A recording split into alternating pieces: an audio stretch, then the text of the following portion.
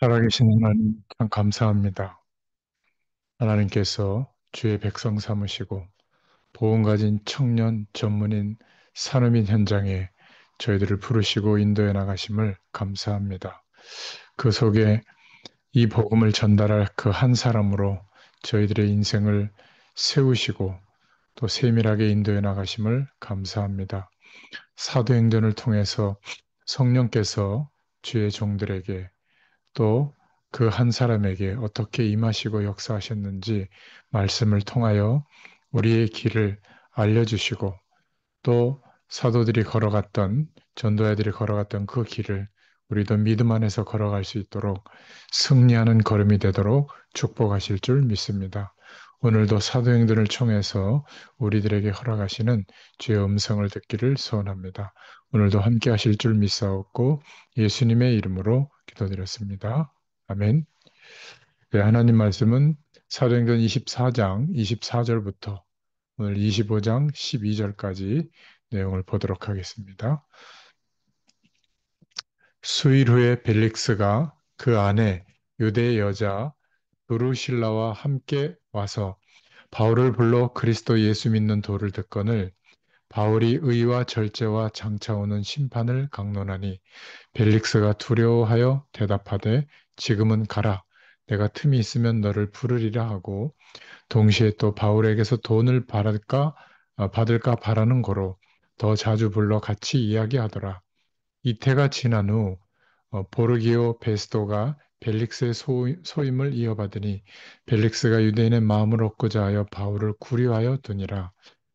베스도가 부임한 지 3일 후에 가이사랴에서 예루살렘으로 올라가니 대제사장들과 유대인 중 높은 사람들이 바울을 고소할세 베스도의 호의로 바울을 예루살렘으로 옮기기를 청하니 이는 길에 매복하였다가 그를 죽이고자 함이더라. 베스도가 대답하여 바울이 가이사랴에 구리된 것과 자기도 얼마 멀지 않아 떠나갈 것을 말하고 또 이르되 너희 중 유력한 자들은 나와 함께 내려가서 그 사람에게 만일 옳지 아니한 일이 있거든 고발하라 하니라. 베스도가 그들 가운데서 8일 혹은 10일을 지낸 후 가이사랴로 내려가서 이튿날 재판 자리에 앉고 바울을 데려오라 명하니 그가 나오매 예루살렘에서 내려온 유대인들이 둘러서서 여러 가지 중대한 사건으로 고발하되 능히 증거를 대지 못한지라. 바울이 변명하여 이르되 유대인의 율법이나 성전이나 가이사에게나 내가 도무지 죄를 범하지 아니하였노라 하니 베스도가 유대인의 마음을 얻고자 하여 바울더러 묻되 내가 예루살렘에 올라가서 이 사건에 대하여 내 앞에서 신문을 받으려느냐 바울이 이르되 내가 가이사의 재판자리 앞에 섰으니 마땅히 거기서 신문을 받을 것이라 당신도 잘 아시는 바와 같이 내가 유대인들에게 불의한 일을 행한 일이 없나이다 만일 내가 불의를 행하여 무슨 죽을 죄를 지었으면 죽기를 사양하지 아니할 것이나 만일 이 사람들이 나를 고발하는 것이 다 사실이 아니면 아무도 나를 그들에게 내줄 수 없나이다. 내가 가이사께 상소하노라 한데 베스도가 배석자들과 상의하고 이르되 내가 가이사에게 상소하였으니 가이사에게 갈 것이라 하니라. 아멘. 오늘 말씀을 통해서 바울의 용기라는 제목으로 함께 은혜를 나누겠습니다. 어, 우리는 살아가면서 언약 백성으로 하나님의 자녀로 살아가지만 때때로 현실 앞에서 고민할 때가 있죠. 어떤 이익이나 사회적 위치나 또 함께하는 사람들 속에서 같은 흐름으로 인도받기 위해서 때로는 비겁하게 우리 자신을 감추거나 또 주님이 우리와 함께 하시는 축복을 모른 척하거나 세상 배경 속에서 그 위치를 유지하고자 그렇게 용기 없이 행할 때가 덜어 있습니다. 오늘 이 본문의 내용은 사실은 재판을 받고 있고 총독 앞에서 사실은 위태위태한 그런 입장인데 바울은 용기 있게 하나님이 하라고 하시는 그 일을 하게 돼요. 그런데 한 나라의 총독이고 또 굉장한 힘과 사회적 위치가 있는데도 불구하고 이 총독들이 눈치를 보고 용기 없는 행동들을 하는 것들을 또 대조적으로 보게 됩니다. 보험 가진 청년 전문인 산업인들이 사회생활하면서 또 전문 현장에서 산업 현장에서 어떻게 인도받아야 될 것인가 오늘 말씀을 통해서 중요한 은혜를 받기를 바랍니다. 예, 오늘 본문은 바울이 가이사랴에 구금되어 있던 시기에 대한 이야기죠. 바울이 지금 계속 재판 중에 있습니다. 오늘 본문에는 베스도 앞에 서서 여러 가지 답변을 하는 내용이 나오는데 그 전에 총독이 벨릭스죠. 벨릭스 앞에서 신문을 받는 중에 이제 베스도라고 하는 총독으로 새로 바뀌게 되었고 그 사람 앞에 서서 신문을 받고 있는 내용입니다. 어, 가이사 황제 앞에 가기 전에 바울이 무슨 죄가 있는지 찾아보았지만 죄가 없었죠. 그래서 25장에 보면 쭉 읽어보면 예루살렘으로 다시 돌려보내서 원심을 다시 받을 수 있겠느냐 하니까 바울이 나는 가이사 황제 앞에서 재판받기를 원한다 그랬죠. 어, 그렇게 원하니까 그러면 가이사 황제 앞으로 보내주겠다. 내가 보기에는 당신은 아무 죄가 없는 것 같다. 베스도 총독이 이렇게 얘기하는 거죠. 그러니까 일단 가이사 황제 앞에 서기를 상소하니까 보내주겠다. 대신 내가 그동안에 당신을 보호하겠다. 이렇게 말하죠. 이렇게 해서 가이사 황제 앞에 서기 전에 이제 거치는 문이 하나 있는데 그것이 아그리빠라고 하는 임금 앞에 서서 재판을 먼저 받아야 돼요. 그리고 나서 상급시분으로 가게 되는데 가이사 황제 앞에 서게 되는 거거든요. 그래서 오늘 다 읽지는 않았지만 25장 끝에는 아그리빠 황제 앞에 서게 되는 내용도 나옵니다. 서론의 세 번째로 아그리빠 황제 앞에 섰는데 25장 뒷부분에 읽어보면 베스도 총독이 바울에 대해서 변론을 하죠. 내가 이 사람 고발장을 받고 조사해 보니까 죄가 없다. 단 죄라고 하는 것은 종교 싸움인 것 같다. 이 사람은 예수라고 하는 사람이 부활했다는 말을 했을 뿐인데 악행을 한 것은 전혀 없고 법적으로도 문제가 되는 것은 없다. 이 사람이 가이사 황제 앞에 서기를 원하니까 황제 앞에 보내야겠는데 그 전에 어, 임금님 앞에 먼저 보낸다. 아그리빠 왕 앞에 이렇게 세우는 거거든요. 이렇게 지금 설명을 마친 것이 25장 전체까지의 내용입니다.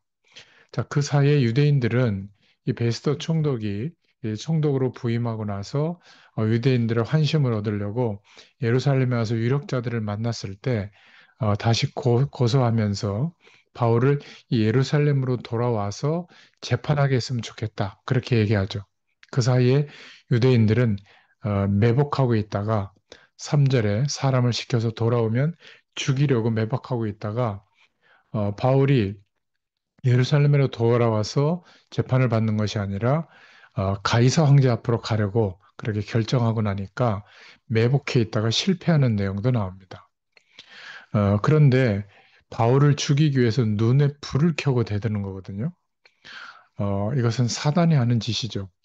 남이 잘 되면 이상하게 은혜가 되고 눈물 나고 기도해주고 싶고 이것은 성령이 임해서 그런 겁니다. 그런데 남이 약간 잘 되면 이상하게 배가 아프고 그런 것은 사단이 들어가서 그렇죠. 지금 유대인들 속에 사단이 들어가서 바울을 막 죽이기 전에는 막 밥도 먹지 않겠다. 이런 사람들이 있어요. 그런데 누가복음 13장 33절에 보면 주님께서는 나는 어제도 오늘도 내일도 모레도 나의 길을 간다. 이렇게 말씀하고 있죠. 사단이 별의별 짓을 다 하는데 오늘 우리가 깨달아야 될 부분은 그것이 문제가 될 것이 없습니다. 옛날에도 그랬고 앞으로도 그럴 것입니다. 정해놓은 길이 있는데 무슨 바리새인들이 막는다고 해서 막히겠어요? 하나님의 인도하심과 역사는 막히지가 않습니다. 별 문제가 없죠. 우리가 가는 길에는 환난과 시험이 있을 수 있습니다. 그러나 그것은 문제가 아닙니다. 자, 오늘 말씀해 보니까 이제 벨릭스라고 하는 인물이 나오죠. 총독인데 베스도 총독이 오기 전에 총독이었습니다. 24장 24절에 보니까 벨릭스의 아내 두루실라가 나옵니다. 수일 후에 벨릭스가 그 안에 유대 여자 두루실라와 함께 와서 바울을 불러 그리스도 예수 믿는 도를 듣거늘 이렇게 말하고 있죠. 두루실라는 교만했다가 죽은 아그리파 1세의 딸입니다. 그녀는 본래 다른 사람과 결혼했었는데 이 벨릭스 총독이 그녀에게 반해가지고 온갖 방법과 수단을 다 동원해서 어, 다른 사람의 아내였는데 이혼시키고 다시 결혼했는데 이 벨릭스의 세 번째 부인이 바로 이 두루실라라는 부인이었어요. 그리스도 예수 믿는 도를 듣거늘 이렇게 말하는 걸로 봐서 그의 아내 이 두루실라는 바울을 만나기 위해 온 것을 보면 복음에 관심이 있었던 것으로 보입니다. 또 그 후에 이 벨릭스 총독은 24장 26절에 바울에게서 돈을 받을까 바라는 마음으로 자주 불러서 이야기를 하더라. 이렇게 말이 나오죠. 돈 먹으려고 자꾸 부르고 이때도 그랬나 봐요. 24장 25절에 보니까 바울이 의와 절제와 장차 오는 심판을 강론하니 이렇게 되어 있죠. 어, 그렇게 하니까 벨릭스가 두려워하여 대답하되 지금은 가라. 내가 틈이 있으면 너를 부르리라 하고 24장 25절에 아마 이 벨리스 총독을 향한 맞춤형 설교였을 겁니다. 바울은 벨릭스의 그릇된 행위들을 알고 있었기 때문에 그것에 대해서 직접적으로 말했어요. 그에게 가장 시급한 믿음의 도는 의와 절제와 심판에 대한 것이었거든요. 그러니까 사실 벨릭스 총독은 바울의 목숨줄을 잡고 있다고 해도 과언이 아니죠. 그렇다면 대다수의 사람들은 이 총독에게 잘 보기 위해서 감언이설을 아주 좋은 말로 이렇게 할 수 있는데, 그러나 바울은 용감하게 에, 물탄 복음이 아니라 진한 복음을 전했죠. 이 벨리스 총독의 아킬레스건을 건드린 겁니다. 믿음은 결코 추상적인 게 아니죠. 벨릭스에게는 윤리 회복이 가장 중요한 믿음의 문제였기 때문에 의와 절제와 장차 오는 심판에 대해서 말씀을 던진 겁니다. 그랬더니 벨릭스는 자신의 죄를 생각했겠죠. 그리고 그것에 대한 심판의 말씀을 들은 겁니다. 그러기에 두려운 마음을 가지게 된 거죠. 벨릭스가 두려워하여 대답하되 이렇게 말하고 있잖아요. 그 이후에 믿음을 가지게 되었는지는 모릅니다. 그러나 바울은 그에게 복음을 제대로 전했죠. 자기의 생사 여탈권을 갖고 있는 벨릭스 총독에게 자기 자신의 안위를 위해서 물탄 복음이 아니라 정확하고 진한 복음을 전했던 거죠. 24장 27절에 보니까 이태가 지난 후 보르기오 베스도가 벨릭스의 소임을 이어받으니 벨릭스가 유대인의 마음을 얻고자 하여 바울을 구려하여 두니라. 이렇게 말하고 있죠. 이 벨릭스 총독은 바뀌기 전에 바울이 죄가 없다는 것을 알았어요. 그러나 끝내 바울을 풀어주지 못했습니다. 이유는 나오잖아요. 유대인의 마음을 얻고자 하여 바울을 구려하여 두니라. 이렇게 말하고 있죠. 그럼 바울을 풀어줄 용기가 없었습니다. 총독인데도 바울을 풀어주면 유대인 다수가 불만을 가질 것이기 때문에 그것이 두려워서 풀어주지 못한 겁니다. 진짜 용기가 없었죠. 그런데 2년 동안 유대인의 마음을 얻기 위해서 풀어주지 않았는데 결국 이 벨릭스 총독은 유대인의 마음을 잃어서 총독의 자리에서 해임되는 결과를 맞게 돼요. 여기에서 보면 바울은 감옥에 있었지만 용기가 있었죠. 정확하게 이 총독에게 잘 보이기 위해서 말하지 않았고 용기 있게 복음을 전했습니다. 복음 중에서도 총독이 부드럽게 들을 수 있는 내용을 전한 게 아니라 그에게 가장 필요한 의와 절제와 장차 오는 심판에 대해서 말했죠. 반면에 총독은 힘도 있었고 신분도 높고 자기가 얼마든지 자유할 수 있었는데 이 총독 벨릭스는 유대인의 눈치를 보느라고 바울을 풀어주지도 못했던 겁니다. 그가 생각하는 바 옳은 것을 행할 용기가 없었죠. 자기가 마음에 드는 유부녀를 자기의 아내로 만들기 위해서는 온갖 방법을 다 동원해 놓고도 죄가 없는 바울을 풀어주는 일에는 용기가 없어서 시간을 질질 끌기만 하다가 끝난 거죠. 옳은 일을 할 기회를 잃어버리게 된 겁니다. 보험 가진 청년 전문인 산업인 여러분, 여러분들도 이런 상황 앞에서 용기 없이 시간을 끌다가 하나님 앞에 옳은 일을 할 기회를 잃어버리는 누를 범하지 않도록 기도할 수 있기를 바랍니다. 자, 두 번째로 이 가이사에게로 가기를 결정했는데요. 바울은 유대인들이 새로 바뀐 총독 베스도에게 바울을 고소합니다. 25장 2절에 대제사장들과 유대인 중 높은 사람들이 바울을 고소할세. 그러니까 베스도가 총독으로 와서 대제사장을 비롯한 유력한 유대인들을 만나기 위해서 예루살렘에 갔죠. 그때 유대인들은 재빨리 바뀐 총독에게 바울을 또 고소한 거예요. 새로운 총독은 유대인의 높은 신분의 사람들이 요구하는 것을 거절하기가 어려웠을 겁니다. 자, 이때 바울은 어떻게 대처했는가 보면 25장 4절에 베스도가 대답하여 바울이 가이사랴에 구리된 것과 자기도 멀지 않아 떠나갈 것을 말하고 현명한 베스도는 바울을 가이사랴에서 재판한다고 말했던 겁니다. 그리고 가이사랴에 와서 바울에게도 예루살렘에서 신문 받을 것인가를 물어봤죠.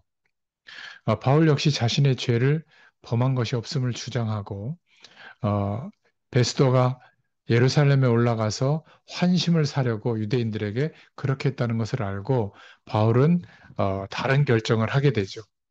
가이사 황제에게 상소한다고 말합니다. 로마 시민권을 갖고 있었기 때문에. 그러니까 바울은 예루살렘으로 가면 2년 전에 자기를 죽이려고 했던 이들이 길에서 죽일 수도 있었고 아니면 재판을 하더라도 유대인들 멋대로 재판을 할 것을 알았죠. 그런데 베스도의 마음이 예루살렘으로 가는 것으로 굳어지는 것을 보고 마지막 카드를 사용한 겁니다. 로마 황제에게 재판을 받는 거였죠. 그래서 바울은 항소해서 상급 재판을 원했던 겁니다. 예루살렘 공회에 영향력이 없는 곳에서 재판을 받고자 했죠. 또 바울은 세 번째로 생각해 볼 것은 사실 예수님이 하셨던 말씀, 깨닫게 했던 말씀을 기억하고 로마행을 택한 거라고 볼 수 있습니다. 바울은 앞에서 예수님께서 그에게 로마에서도 전해야 할 것이다. 복음을 전해야 될 것이라는 말씀을 들었죠. 그는 감옥에서 풀려나서 로마로 복음 전도를 떠날 것을 생각했는데 그러나 상황이 잘못되어 가는 것을 본 겁니다. 그때 바울은 예수님의 말씀을 다시 생각했을 거예요. 내가 자유로 가지 못한다면 죄수로 가는 것일 수도 있다. 이렇게 생각했던 것 같아요. 그래서 죄수로 가더라도 로마 복음을 위해서 로마에 가는 것이니까 그 길을 선택한 겁니다. 그는 용기 있게 로마에 가서 재판받는 것을 선택했습니다. 바울은 이때까지만 해도 로마에 한 번도 가보지 않았죠. 그곳에서 어떤 일이 일어날지 몰랐습니다. 그러나 용기 있게 로마행을 원했죠. 사도행전 25장 12절에 베스도가 배석자들과 상의하고 이르되 내가 가이사에게 상소하였으니 가이사에게 갈 것이라 하니라 말씀하고 있죠. 어, 베스도는 바울이 상소한 것이 속이 시원했을 겁니다. 그 유대인들 앞에서 골치 아픈 문제를 자기가 해결하지 않고 로마 황제에게 떠넘길 수 있기 때문에 아마 속으로는 시원했을 거예요. 이 베스도도 바울의 문제를 풀 용기가 없었던 그런 인물입니다. 결국 그가 용기 없는 그것 때문에 바울을 로마에 보내게 된 거죠. 자, 오늘 말씀을 통해서 우리는 어떤 결론을 맺을 수가 있습니까? 첫 번째로 총독들의 용기 없음과 바울은 복음을 위해서 쇠사슬에 매인 것을 두려워하지 않았다는 거, 이거를 기억할 수 있기를 바랍니다. 아무리 많은 사회적 지위가 있다고 할지라도 하나님이 함께 하시는 그 복음의 축복과 능력이 없다면 두려워하겠죠. 총독들은 유대인에게 잘 보이려고 결정도 하지 못하고 그들은 힘을 가지고 있었지만 용기가 없었습니다. 그러나 바울은 재판을 받는 입장이었고 힘이 없었죠. 그러나 하나님이 주신 용기를 가지고 있었습니다. 자신의 일신의 안위를 위하지 않고 벨릭스 총독에게는 용기 있게 복음을 전했죠. 빙빙 돌리는 복음이 아니라 그의 심장을 찌르는 복음을 전했던 겁니다. 또 바뀐 베스도 총독에게는 타협해서 예루살렘으로 가서 재판받도록 한 게 아니라 로마 황제에게 상소한다고 선언했죠. 그것은 자신의 목숨을 부지하게 한 것이 아니라 복음을 위해서 쇠사슬에 매인 죄수의 신분이 되는 것을 두려워하지 않는 그런 자세였습니다. 자, 그렇다면 여기서 우리가 깨달을 것, 두 번째로 세상에 끌려다니지 마시기를 바랍니다. 하나님의 백성된 우리는 세상 눈치를 보다가 세상에 질질 끌려다닌다면 복음도 잃고 인생도 잃게 될 거예요. 용기를 내시길 바랍니다. 예수 그리스도의 언약, 복음을 붙잡고 생명으로 역사하시는 축복을 붙들 수 있도록 용기를 낼 수 있기를 바랍니다. 세 번째 결론은 이 땅의 역사는 우리의 구원을 위한 하나님의 세밀한 사랑이십니다. 이 땅에 존재하는 모든 것, 일어나는 모든 일들은 누구를 위해서 일어나는 것이냐면 바로 그리스도 안에 있는 우리 때문입니다. 하나님께서 세상을 창조하실 때 첫사람 아담과 하와를 위해서 창조하시고 모든 창조 행위를 마치시고 마지막에 어, 아담과 하와를 창조하셨잖아요. 그리고 하나님의 형상대로 창조하셔서 하나님이 창조한 모든 것을 위임해 주시고 다스리고 정복하라고 하셨습니다. 지금 이 세상에 진행되는 역사도 마찬가지죠. 이 땅의 역사는 우리의 구원을 위한 하나님의 세밀한 사랑인 줄로 믿습니다. 마지막 결론으로 우리가 붙잡을 내용은 우리에게 힘든 바로 그것이 어떤 면에서는 우리를 보호하는 가장 강력한 수단이 될 수 있다는 사실 기억할 수 있기를 바랍니다. 바울이 총독에게 호송되어 갔죠. 그런데 이 호송은 죄수가 도망가지 못하도록 하는 것이 목적이 아니라 거꾸로 바울이라고 하는 죄수를 보호하기 위한 호송이었죠. 그래서 가이사라로 호송할 때 그 병력 규모가 자그마치 470명이었어요. 예루살렘에 주둔했던 병력이 1000명밖에 안 되는데 거의 절반을 동원한 것이죠. 어마어마한 규모입니다. 이렇게 많은 사람이 한 사람을 보호하기 위해서 동원되어졌죠.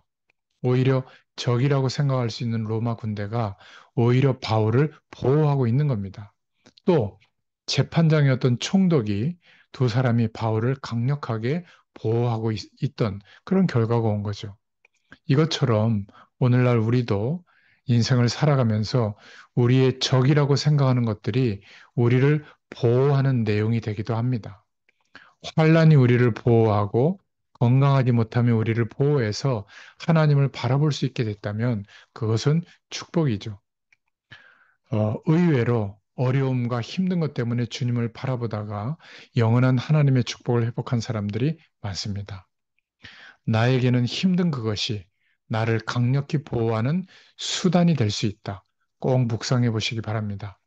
우리에게 힘든 그것이 우리를 보호하는 가장 강력한 수단이 될 수 있다는 것을 묵상해 보세요. 정말 그런 경우가 허다합니다. 그렇죠? 하나님께서 우리를 보호하기 위해서 그 힘든 과정을 허락하신 거예요. 믿으시길 바랍니다. 하나님은 우리를 위하세요. 믿으세요.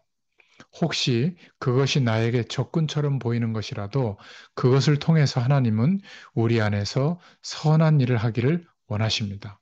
그렇기 때문에 그것까지도 하나님 앞에서 인정하고 사랑할 수 있기를 바랍니다. 오늘 바울이 이긴 비결이 무엇이죠? 그리스도로 모든 것을 꺾었습니다. 오늘 저와 여러분의 권세를 알고 기도하는 가운데 승리할 수 있기를 축원합니다. 기도하겠습니다. 하나님 감사합니다. 오늘도 주의 말씀을 허락해 주시고 사도행전을 통한 주의 역사하심을 깨닫게 되도록 은혜를 베풀어 주심을 감사합니다. 세상 배경 앞에 끌려다니지 않도록 하나님께서 우리의 믿음과 중심을 붙들어 주시고 복음의 영광이 드러날 때 하나님 앞에 바른 용기를 가지고 인도받게 되도록 축복하여 주시옵소서. 우리에게 힘든 그것이 하나님께서 우리를 보호하시는 강력한 수단이 된다는 것을 기억하고 어려울 때 더욱 주를 의지하여 하나님을 바라보는 축복의 시간을 회복하도록 역사하여 주시옵소서. 오늘도 함께 하심을 감사드리며 예수님의 이름으로 간절히 축복하옵고 기도하옵나이다. 아멘. 감사합니다.